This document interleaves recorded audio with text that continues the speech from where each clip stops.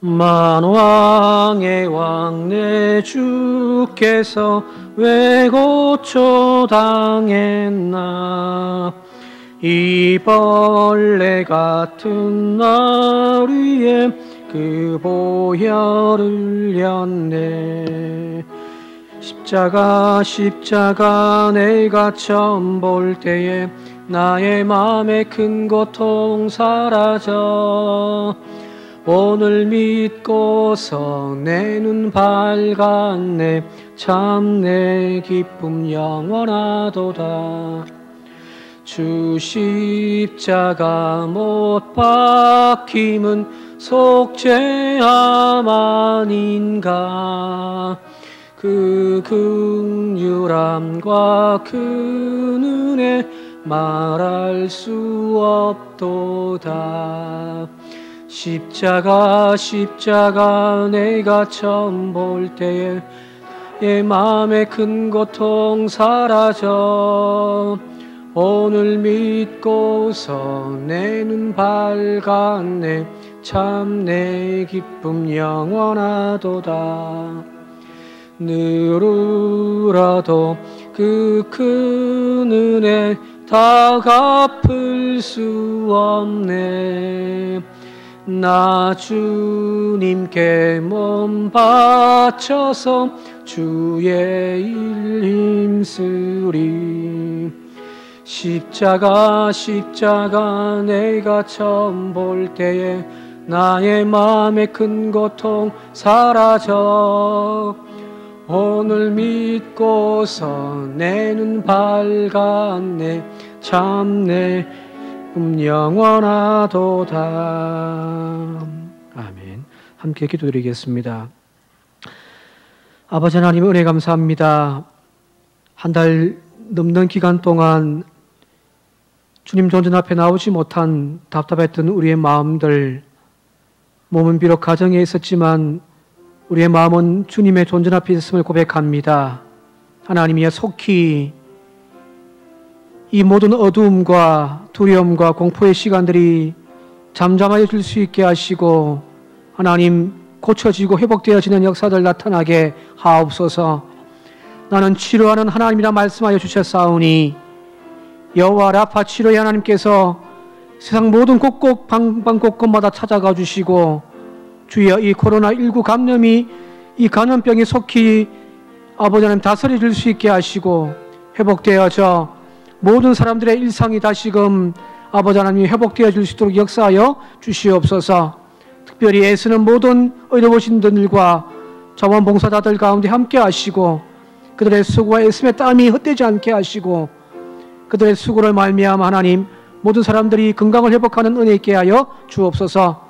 특별히 하나님, 간과 귀는 오늘도 아버지 하나님 감염병으로 또한 사경을 헤매며 또한 수많은 사람들이 가족을 보지 못한 채 죽어나가고 있는 안타까운 현실들입니다. 하나님, 모든 곳곳 방방곳곳 하나님 함께하여 주시어서 주여 그들의 질병을 다스려 주시고 그들을 회복하여 주시어서 어수속히 그들의 가정으로 돌아갈 수 있게 하시고 그들의 일상으로 돌아갈 수 있는 하나님의 놀라운 역사가 나타나게 하옵소서. 특별히 아버지 하나님이여, 고난주간입니다.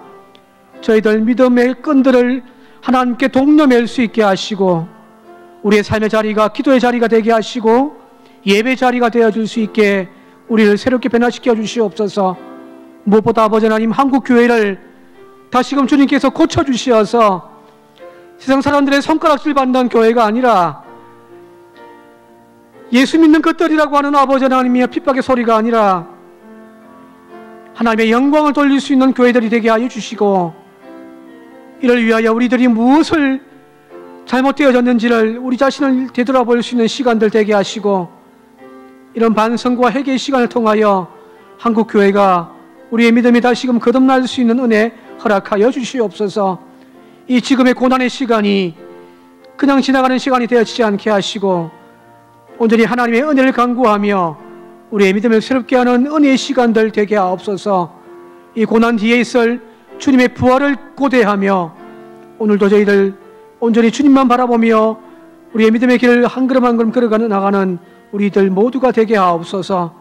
비록 이 시간 이 자리에 함께하고 있지 않지만 하나님이여 깨어있는 영혼으로 우리와 함께하고 있는 믿음의 식구들도 기억하시고 똑같은 은혜, 똑같은 주님의 축복 내려 주시옵소서.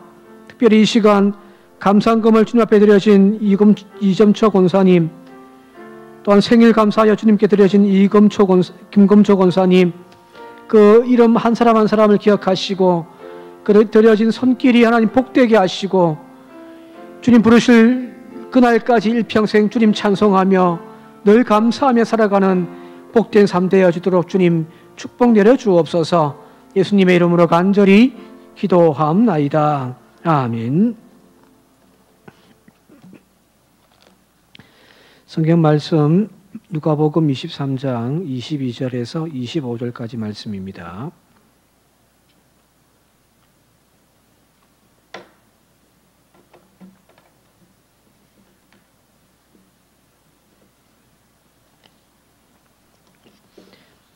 신약성경 138쪽 누가복음 23장 22절에서 25절까지 한 절씩 교독하겠습니다. 빌라도가 세 번째 말하되 이 사람이 무슨 악한 일을 하였느냐? 나는 그에게서 죽일 죄를 찾지 못하였나니 때려서 놓으리라 하니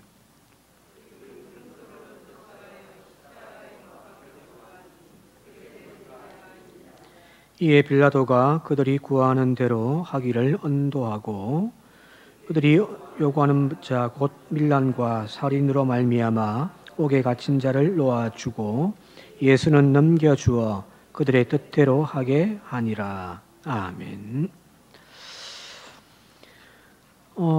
물리적인 거리는 참 떨어져 있고 멀지만 우리 옆 사람 얼굴 보면서 그렇게 인사했으면 좋겠습니다. 하나님 얼굴 뵙는 것 같습니다. 네. 야곱이 형 에서를 만나고 난 다음에 정말 그전에는 두려움이었는데 어찌 보면 이 간격이 두려움에 닿잖아요, 이거죠. 그런데 하나님 은혜 받고 난 다음에 형의 얼굴을 보니까 정말 하나님 얼굴 뵙는 것 같습니다 하고 고백하는 그 고백의 말들이 오늘 이 자리 우리들 가운데 있기를 바랍니다.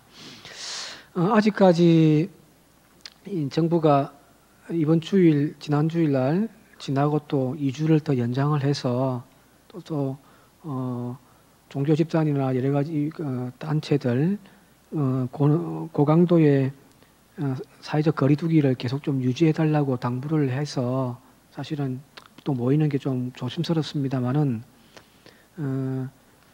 조건을 정부에서도 붙이고 있습니다. 7가지 조건 철저하게 좀 지키는 달라. 지난 2주 동안에는 교회들이 예배를 드리면은 주일날 시청 직원들이 교회에게 파견 나와가지고 뒤에 서서 막 체크하고 사진 찍고 그랬거든요. 그래서 목사님이나 장로님들하고 막 싸우기도 하고 그랬대요. 기분 나쁘다고. 감시하는 것 같고 막. 실제로 그랬는데 지금은 조금 달라졌다고는 하거든요. 그럼에도 불구하고 가능하면 뭐 교회에서도 예배 드리기도 하겠지만은 또 혹 마음에 뭐 두려움 때문이 아니라 정부의 시책을 또 따라야 된다라고 하는 그런 생각이 있으신 분들은 또 온라인으로 또 예배 드릴 수도 있도록 이렇게 할 방침이니까 2가지 다 할 수 있도록 그렇게 할 방침이니까요.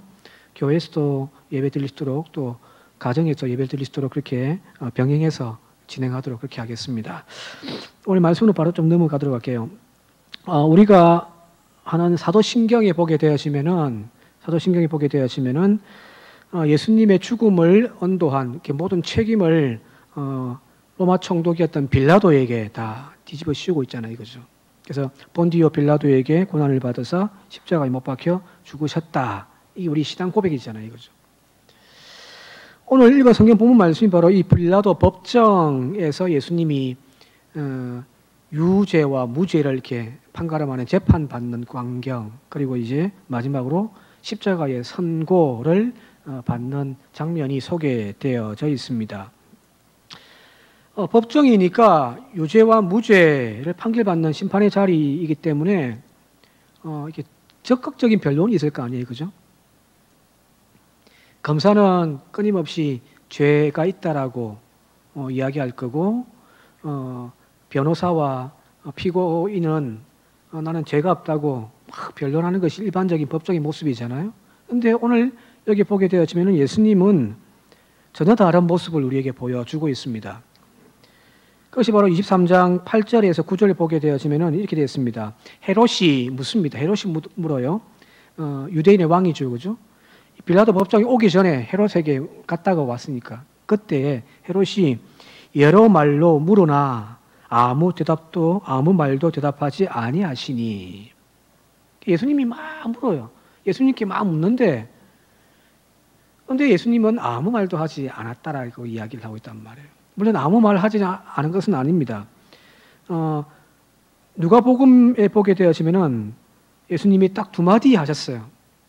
딱 두 마디 하셨는데 거기 누가복음 22장 66절에서 71절 그리고 누가복음 23장 3절에 나와 있는데 제가 읽어드릴게요. 영상 혹시 띄워주면은 함께 참조해서 보도록 하겠습니다. 누가복음 22장 66절에서 71절입니다.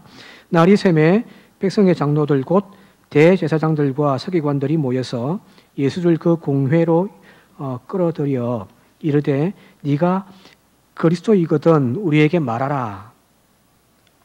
네가 그리스도냐? 묻는 거죠, 그죠? 그랬더니 예수님이 이제 대답을 하시는 거예요. 내가 말할지라도 너희가 믿지 아니할 것이요 내가 물어도 너희가 대답하지 아니할 것이니라. 그러나 이제부터는 인자가 하나님의 권능의 우편에 앉아 있으리라. 이건 조금 돌려서 한 이야기입니다만은 인자가 예수님 당신께서 하나님의 권능의 우편의 자리에 앉아 있을 것이다. 이야기는 다르게 표현하면은 그리스도라고 하는 의미겠죠, 그죠? 그래 누가복음 23장 3절입니다. 빌라도가 예수께 물어 이르되 네가 유대인의 왕이냐? 라고 물으니까 예수께서 대답하여 이르시되 네 말이 옳도다. 이 말이 법정에서 유일한 말에 이 두 마디밖에 없어요. 그리고 나머지는 예수님이 전부 침묵입니다. 적극적인 변론이 있어야 될 것인데 근데 예수님은 딱 당신에게 해당되어지는 진리, 진실만 이야기를 하고 그 외에 다른 어떤 말로도 당신의 죄 없음을 변론하고 하는 그 노력들을 없더란 이야기예요. 여러분 흔히 나에게 위급하게 되어지고 내가 어떤 어려움이 되어진다 생각할 때 우리는 스스로를 지키기 위하여 변론하잖아요, 이거죠. 아이에게 탁 꾸짖어말려고 막 뭐라고 하면은 처음 뭐라고 이야기하냐면은 변명부터 하잖아요. 그는 아이뿐만 아니라 어른도 마찬가지고요. 제 개인적으로도 그런 경험이 있거든요. 20대 초에 선배들 따라 서면에 데모하러 나가가지고 막 선배 뒤에 쫓아다니다가 이제 해산한다고 이제 앉아 있는데 가게 앞에서 이제 막 음료수 사가지고 이제 한 잔씩 마시고 이제 헤어지려고 하고 있는데 그만 배꼽다니 뛰어오는 바람에 도망을 가는데 여자 선배가 손을 잡고 뛰는데 그만 넘어져가지고 할 수 없이 지키려고 있다가 제가 잡혀버렸습니다. 그래가 이제 진경찰서에 서면에 있는 진경찰서에 잡혀갔는데 진술서를 쓰는데 조서를 쓰는데 막 저거 마음대로 막 다 체크해버려요. 극렬 시위, 뭐 하인병 투척 하지도 않았는데.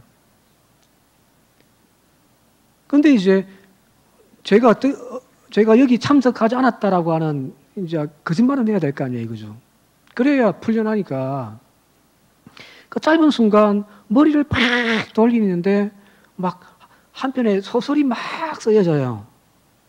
그래가지고 뭐 친구와 약속이 있어가지고 술집에서 일하는 친구 만나러 가기로 했는데 시간이 조금 남아가지고 보니까 차도 막히고 데모 때문에 그래서 차에서 내려서 그냥 시간 때울 겸 해서 구경하고 있었다. 그런데 뭐 데모 어떤 사람들이 앉아서 먹다가 와서 한 잔 마시라고 해서 거기 앉아 마시고 있었다. 막 그런 막 거짓말을 꾸며가지고 이야기를 했단 말이에요. 그때 제가 알았습니다. 아, 내가 머리가 좋구나.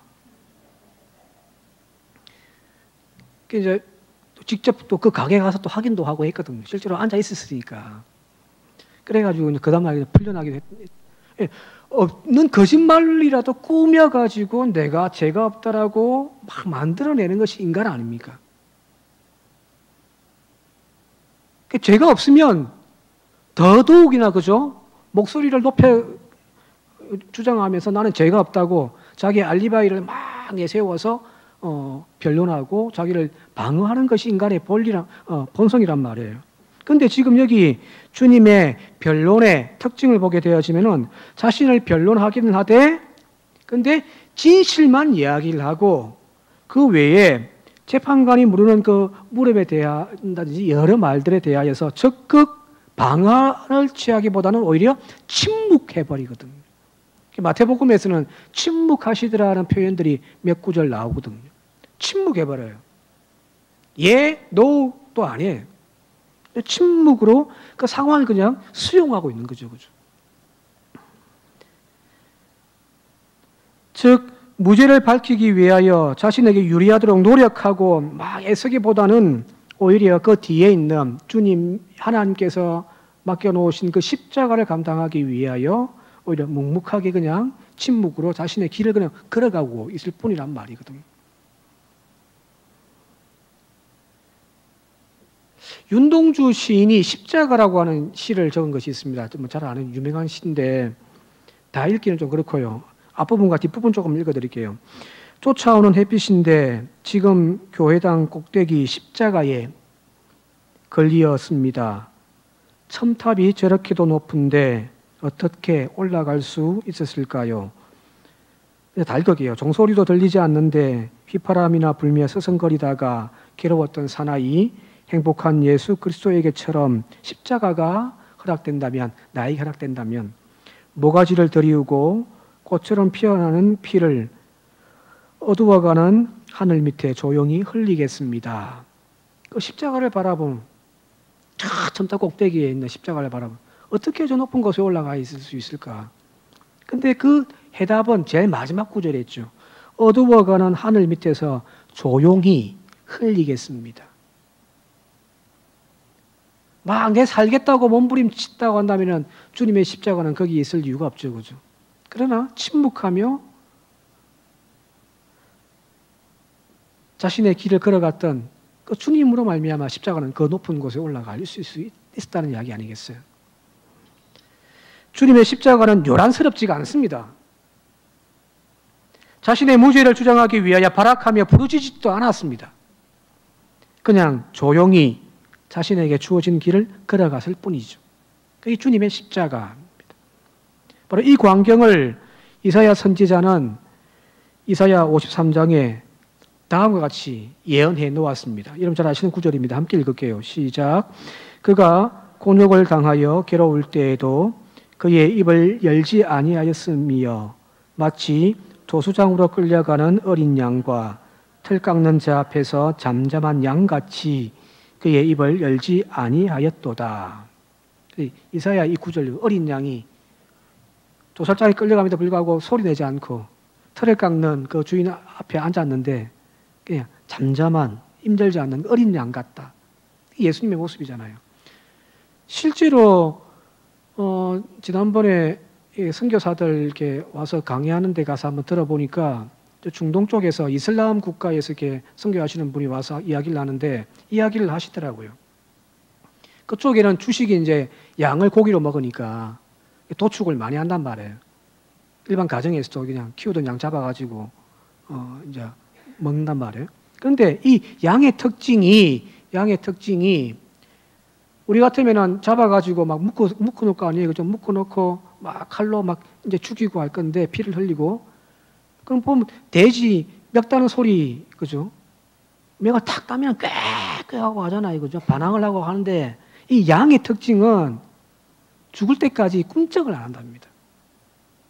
그대로 소리도 지르지도 않고요. 그게 양이랍니다. 이 지금 예수님의 모습이 바로 이 양의 모습을 하고 있단 말이거든요. 그런데 오늘 우리들의 모습을 보게 되어지면은 조그마한 일에도 우리는 억울하다고 부르짖잖아요. 조그마한 오해에도 화를 내고 억울함에 밤새 잠을 이룰 수가 없고 막 이리 뒤척 저리 뒤척. 그것을 밝혀내기 위하여 살생결단하고 달려드는 모습이 오늘 우리들의 모습이란 말이에요. 그죠? 뭔가 억울한 것이 있다고 한다면은 막 몸부림친단 말이거든. 자, 여기 예수님의 모습을 통해서 우리가 깨닫는 것은 핏대를 세우고 논쟁한다고 설득한다고 되어지는 것은 아니죠. 예수님이 설득하려고 했다면은 복음서에 나와 있는 그 유명한 율법학자라든지 바리새인들조차도 기를 죽이는 예수님인데, 그죠? 그런 예수님이 설득하기보다는 오히려 그냥 잠잠하더란 말이거든. 분노하고 외친다고 풀어지는 것이 아니란 말이에요.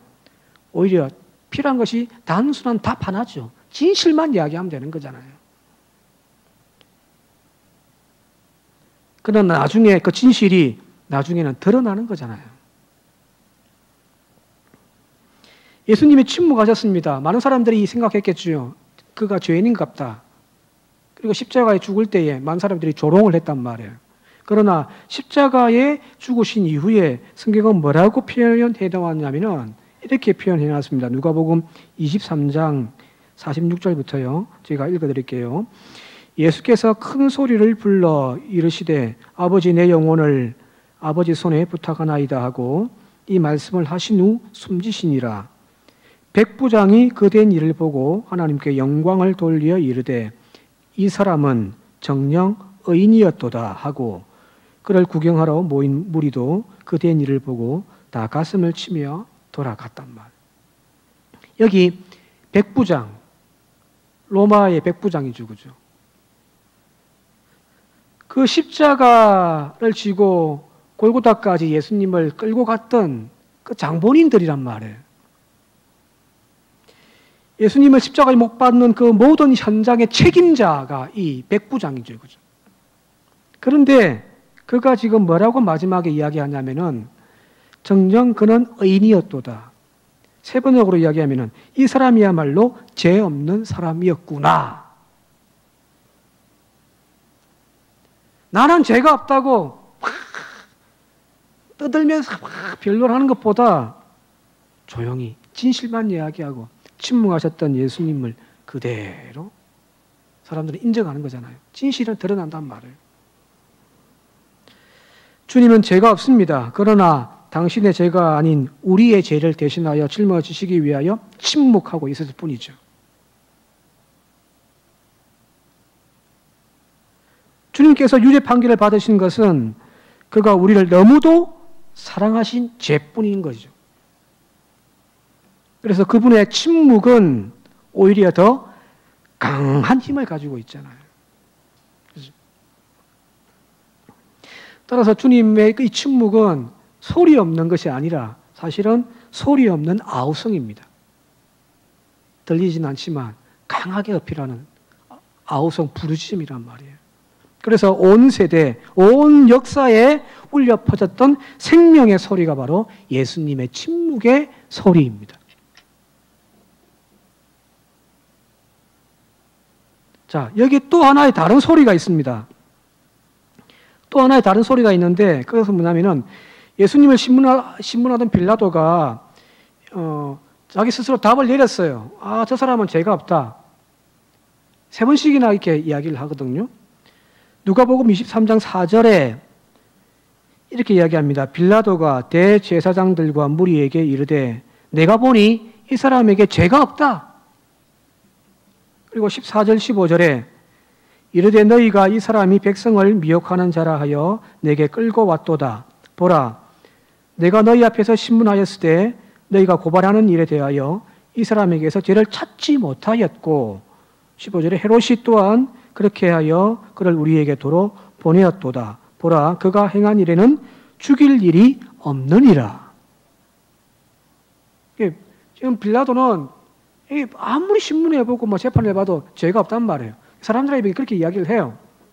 그때 무리들이 소리를 지르면서 빌라도에게 이렇게 이야기합니다. 18절, 21절, 23절 세 절인데요. 한 절씩 읽도록 하겠습니다. 같이 한번 읽어볼게요. 시작.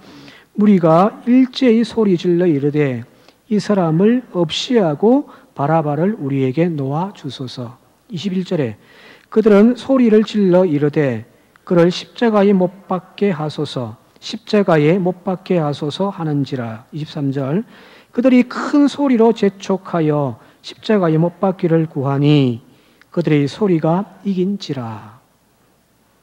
이 무리들이라는 사람들은 마태복음에 보게 되어지면 대제사장과 서기관들이 예수를 이렇게 이제 올가매기 위하여 세워놓은 거짓 정인들이에요.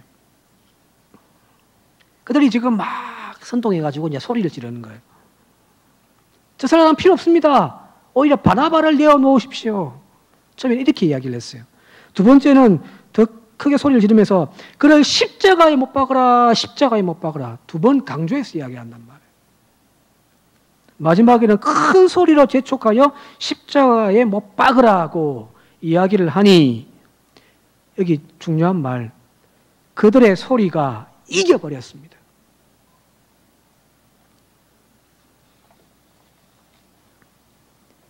이겼다는 말이 그들의 말들이 우세하다, 그들이 지배하고 있었다, 이런 뜻이거든요.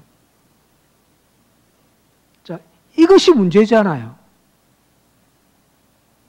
잘못된 소리, 거짓된 소리, 진리를 죽이는 소리가 더 강력하고 우세하게 지배되어질 때에 그곳에 억울한 자가 십자가에 못 박히더란 말이거든요. 진리가 십자가에 매달려 버린단 말이거든요. 오늘 교회에는 진리가 넘쳐납니까? 아니면 이런 쓸데없는 소리들이 넘쳐나고 있습니까? 오늘날 교회와 성도인 우리조차도 하나님의 말씀의 진리 앞에서, 하나님의 말씀, 그 진리 앞에서 뭐 하냐면 우리의 주장, 우리의 소리가 더 클 때가 많잖아요.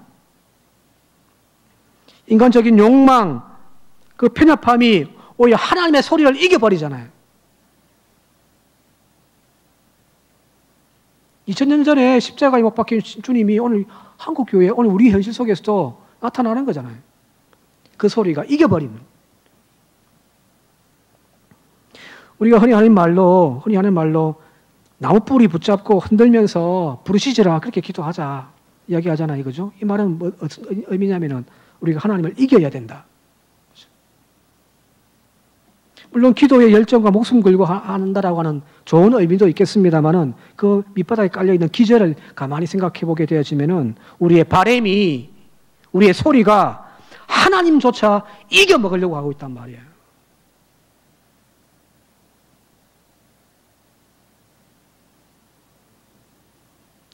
여기 이 성경적인 표현 오늘 우리의 기억 속에 좀 남겨두었으면 좋겠습니다. 소리가 이겼더라. 우리는 지금까지 우리의 소리가 하나님께 이겼다라는 것을 우리는 좋은 의미로만 생각해버렸잖아요. 내 주장이, 내 뜻이, 내 계획이 하나님을 이겨야 된다라고 우리는 생각을 하고 그렇게 기도했단 말이에요. 아니요. 하나님이 이기셔야죠. 이건 잘못된 기도 아닌가요? 기도의 정답은 예수님의 기도에 있단 말이거든요. 누가복음 22장에 아버지여 만일 아버지의 뜻이거든 이 잔을 내게서 옮기십시오. 이 말이 무슨 말일까요? 나에게 주어진 하나님의 뜻이 있는데 지금 나는 내 마음은, 내 주장은 이거 안 했으면 좋겠습니다. 내 생각이, 내 주장이 지금 하나님 이기려고 하고 있단 말이에요. 예수님의 기도에도 그죠. 그런데 그러나 내 원대로 마옵시고 아버지의 뜻대로 되기를 원하나이다. 내 소리를 죽이고 하나님의 말씀이, 하나님의 뜻이 나타나기를 원합니다. 이기기를 원합니다. 이게 예수님의 기도잖아요. 내가 하나님의 보좌를 움켜쥐고 흔드는 것이 아니라, 다시 말씀드릴게요. 내가 하나님의 보좌를 움켜쥐고 흔들어대는 것이 아니라 하나님의 말씀이, 하나님의 뜻이 내 삶의 뿌리를 흔들어 놓아야 됩니다. 그래야 이기는 것이고, 그래야 사는 것이고, 그래야 부활되는 겁니다. 지금 세상에는 온통 자기 주장의 소리만 넘쳐나고 있잖아요. 정치판도 그렇고 그죠. 전부 오늘도 방송 막 시끄럽게 떠들고 다니는데 자기가 옳다고 하고 그죠. 자기가 주인공이라고 하고 그죠. 시장에서도, 가정에서도, 교회에서도 마찬가지고요. 자기 주장의 소리만 넘쳐나고 있습니다. 우리의 소리가 이기면 망합니다. 하나님이 이겨야 합니다.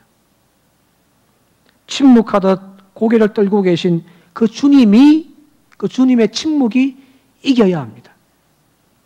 그래야 민족이 살고 교회가 살고 가정이 살고 내 인생이 사는 겁니다. 우리는 참 바보같이 하나님의 침묵을 못 기다리는 거예요.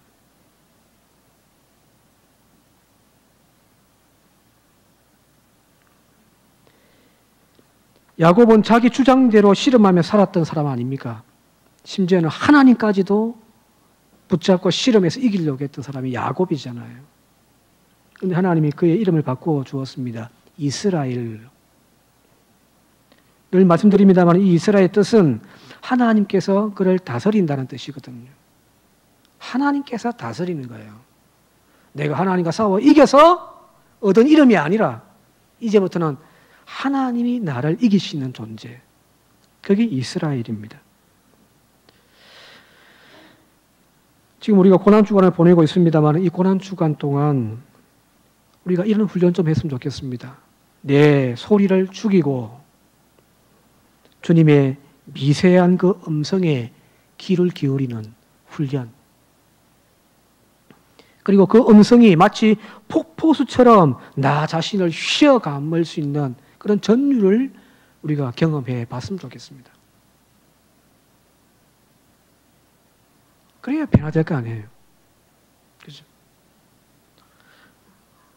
오늘 여기 중요한 사실, 주님은 침묵하셨습니다. 그러나 이기셨어요. 그죠? 반면에 오늘 여기 나와 있는 무리들의 그 부르짖는 소리, 죽여라, 십자가에 죽여라, 죽여라. 그 소리가 이긴 듯 했지만 오히려 패배한 거잖아요. 그죠?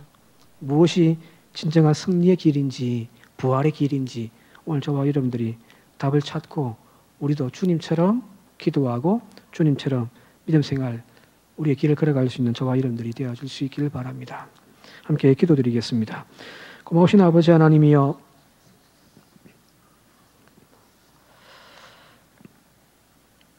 교회가 시끄럽습니다. 기도 많이 하는 것처럼 보여지고 많이 숨기는 것처럼 보여지지만 그 안을 휘죽고 들어가 보니 우리의 기도에도 내 주장만 넘쳐나고 우리의 섬김에도 내 이름만 넘쳐날 때가 많음을 고백합니다. 하나님, 주님의 침묵을 배우는 저희들이 되게 하여 주옵소서. 진실만을 말하되 침묵할 줄 아는 저희들 되게 하시고 하나님의 말씀만 말하되 나의 생각, 나의 주장은 침묵할 수 있는 저희들의 믿음 생활 되게 하옵소서. 침묵이 능력임을, 하나님이 이기실 때에, 하나님 말씀이 이길 때에 놀라운 부활의 능력이 나타남을 오늘 저희들도 깨닫게 하셔서 우리 교회가, 우리 가정이, 이 민족이 다시금 회복되어지고 하나님의 은혜 안에서 다시금 일어설 수 있는 부활을 맞이하게 하옵소서. 예수님의 이름으로 간절히 기도하옵나이다. 아멘.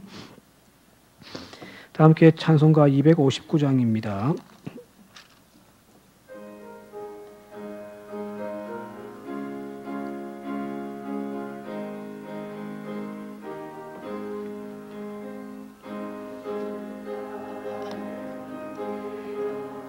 그대는 식기어 있는가?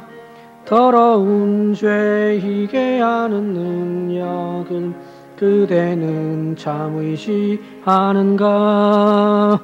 예수의 보혈로 그대는 씻기어 있는가? 마음속에 여러 가지 죄악이 깨끗이 씻기어 있는가? 주 예수와 밤낮으로 늘 함께 그대는 행동을 하는가? 아무 때나 어디서나 그대는 십자가 붙들고 있는가? 예수의 보혈로 그대는 씻기어 있는가? 마음속에 여러 가지 죄악이 깨끗이 씻기어 있는가? 주님 예수 다시 올 때 그댄 행복이 있는가? 그대 몸은 거룩한 곳 천국에 들어갈 준비가 됐는가? 예수의 보혈로 그대는 씻기어 있는가? 마음속에 여러 가지 죄악이 깨끗이 씻기어 있는가? 모든 죄에 더러워진 예복을 주 앞에 지금 다 벗어서 샘물같이 솟아나는 보혈로 눈보다 더 이게 씻으라. 예수의 보혈로 그대는 씻기어 있는가? 마음속에 여러 가지 죄악이 깨끗이 씻기어 있는가?